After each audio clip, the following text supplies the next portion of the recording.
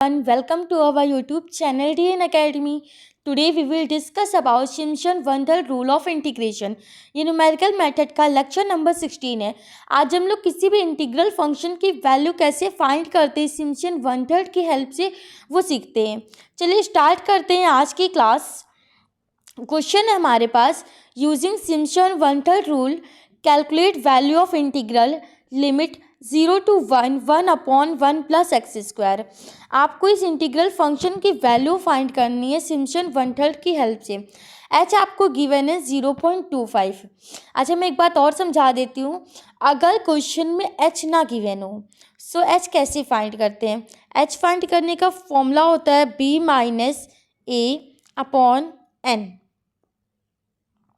H find करने का formula होता है b माइनस ए अपॉन एन. यहाँ पर 6 नहीं n होगा. ओके, उस कंडीशन में आपको क्वेश्चन में n की वैल्यू दी गई होगी, लेकिन यहाँ पर हमें h दिया गया है तो हमें फाइंड करने की नीड नहीं है. चलिए स्टार्ट करते हैं. सबसे पहले मैं एक बात आपको बता दूं, मैं पहले भी आपको बता चुकी हूँ, इंटीग्रल फंक्शन की जो लोअर लिमिट होती है वही x0 की वैल्यू होती है. सो इंटीग्रल फंक्शन की लोअर लिमिट क्या है, 0. सो x0 की वैल्यू क्या होगी, 0. x0 की वैल्यू हमें पता है, हम y0 की वैल्यू फाइंड कर सकते हैं इंटीग्रल फंक्शन की हेल्प से. इंटीग्रल फंक्शन क्या है, 1/1 प्लस एक्स स्क्वायर. सो 1/1 प्लस x1 स्क्वायर. x1 की वैल्यू क्या है, सॉरी x0 स्क्वायर. x0 की वैल्यू क्या है, 0 का स्क्वायर. सो 1/1. y0 की वैल्यू क्या आती है, 1. y0 की वैल्यू 1 आ गई. x1 की वैल्यू कैसे फाइंड करते हैं, x0 प्लस h. x0 की वैल्यू 0 है, h की वैल्यू 0.25 है. 0 प्लस 0.25, सो वैल्यू आती है 0.25. y1 की वैल्यू कैसे निकालते हैं, 1/1 प्लस x1 स्क्वायर. x1 की वैल्यू 0.25 है, सो 0.25 स्क्वायर हो जाएगा. साइंटिफिक कैलकुलेटर की हेल्प से सॉल्व करते हैं. 1/1 प्लस 0.25 का स्क्वायर, आंसर आता है 0.9412. हम लोगों ने पुट कर दिया. x2 कैसे फाइंड करते हैं, x2 फाइंड करने के लिए x1 plus h. 0.25 plus 0.25, so value आती है 0.5. y2 कैसे फाइंड करते हैं, y2 is equal 1/1 plus x2 square. x2 की वैल्यू 0.1 है, सो 1/1 प्लस 0.5 का स्क्वायर, वैल्यू आती है 0.8. x3 कैसे फाइंड करते हैं, x2 प्लस h. x2 0.5 है, h क्या है 0.25, ऐड करते हैं 0.75 आता है. y3 कैसे फाइंड करते हैं, y3 इंटीग्रल फंक्शन की हेल्प से फाइंड करते हैं. इंटीग्रल फंक्शन क्या है, 1/1 प्लस x3 स्क्वायर कर देंगे. x3 की वैल्यू क्या है, 0.75 का स्क्वायर.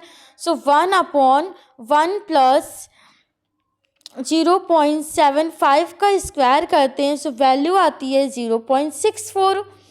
x4 कैसे फाइंड करते हैं, x3 प्लस h. सो जब दोनों का ऐड करते हैं तो वैल्यू आती है 1.0. सो अब y4 फाइंड करते हैं, 1/1 प्लस 1, तो वैल्यू आती है 0.5. इस तरह से हमारी x0, x1, x2, x3, y0, y1, y2, y3 इन सब की वैल्यूज़ आ गई.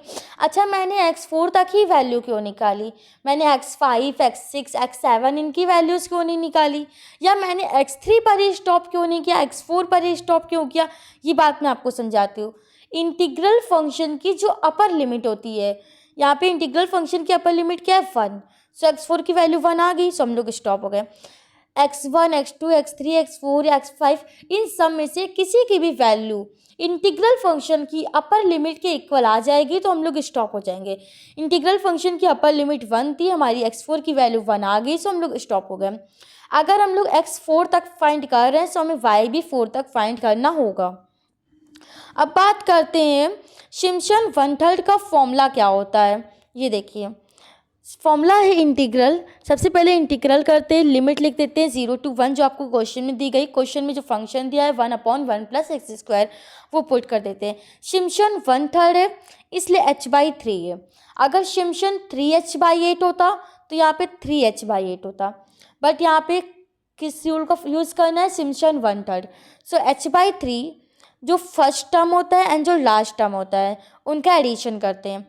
अगर यहाँ पे लास्ट टर्म y9 होता सो हम लोग यहाँ पे y0 प्लस y9 करते, लेकिन यहाँ पे लास्ट टर्म y4 है सो y0 प्लस y4 प्लस 4 के मल्टीपल में जितने भी और टर्म्स होते हैं उनको लिखते हैं। यहाँ पे और टर्म क्या है, y2 है, y3 है, सो हम y1 है एंड y3 है, सो हम लोगों ने 4 मल्टीप्लाई y1 प्लस y3 कर दिया प्लस 2 में जितने भी रेस्ट ऑफ द नंबर्स बचते हैं उनको लिखते हैं। कौन से नंबर्स रेस्ट बचे, y2, सो हम लोगों ने y2 लिख दिया। बहुत ही ईजी फॉर्मूला है। सबसे पहले h/3 इन ब्रैकेट, फर्स्ट वाले ब्रैकेट में जो फर्स्ट टर्म होता है वो लिखते हैं, सेकेंड फर्स्ट वाले ब्रैकेट में first term and last term का एडिशन लिखते हैं, प्लस 4 के मल्टीप्लाई में जितने भी और टर्म्स होते हैं उनको लिखते हैं, प्लस 2 के मल्टीप्लाई में जितने भी रिमेनिंग टर्म्स होते हैं उनको लिखते हैं। सारी वैल्यूज़ आपको पता है, फॉर्मूला पता है, हम लोग वैल्यूज़ पुट कर सकते हैं। h की प्लेस पे हम लोग पुट करते हैं 0.25/3, फिर y0 की वैल्यू क्या है 1, प्लस y4 0.5 प्लस 4, y1 की value 0.9412 plus y3 0.64 plus 2 multiply y2 क्या है 0.8, कैलकुलेट करते हैं 0.25 डिवाइड 3, सो वैल्यू आती है 0.83333, मैनी टाइम्स 3 आता है, ओके लेकिन हम लोग पॉइंट के बाद 4 डिजिट तक लेके चलते हैं, सो हम लोग लिखते हैं 0.833, 1 प्लस 0.5 वैल्यू आती 1.5 प्लस 4 मल्टीप्लाई 0.9412 प्लस 0.64 वैल्यू आती है 6.3248 प्लस 2 मल्टीप्लाई 0.8 वैल्यू आती 1.6।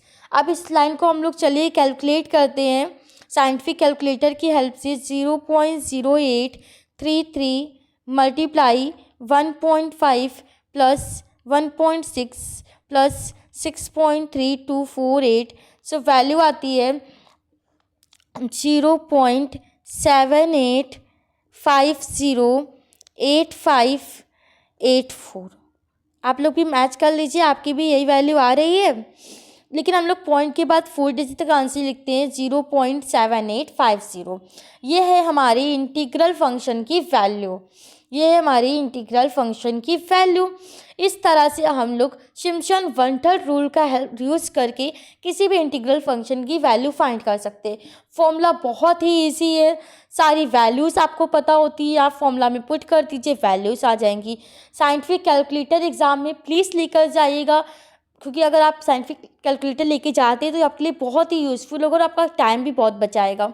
ठीक है, पहले बताया मैंने इंटीग्रल फंक्शन की जो लोअर लिमिट होती है वो x0 की वैल्यू होती है, इंटीग्रल फंक्शन की जो अपर लिमिट होती है, जैसे यहाँ पे अपर लिमिट 1 थी, सो जब तक कि 1 नहीं आ गए तब तक हम लोगों ने x1 x2 इन सब की वैल्यूज़ फाइंड करती रही है। y0 y1 इन सब की वैल्यूज़ कैसे निकालते हैं, इंटीग्रल फंक्शन की हेल्प से निकालते हैं। वैल्यूज़ आपको पता चल गई, हम लोग पुट कर देते हैं, आंसर आ जाता है। मैंने आपको एक प्रैक्टिस क्वेश्चन भी दिया हुआ है, मैं आपको हमेशा प्रैक्टिस क्वेश्चंस देती हूँ, प्लीज़ इन क्वेश्चंस को सॉल्व किया कीजिए। चलिए देखते हैं आज का प्रैक्टिस क्वेश्चन क्या है। Practice question number 1, using Simpson one third rule calculate the value of integral limit 0 to 1 function 2/1 plus x cube.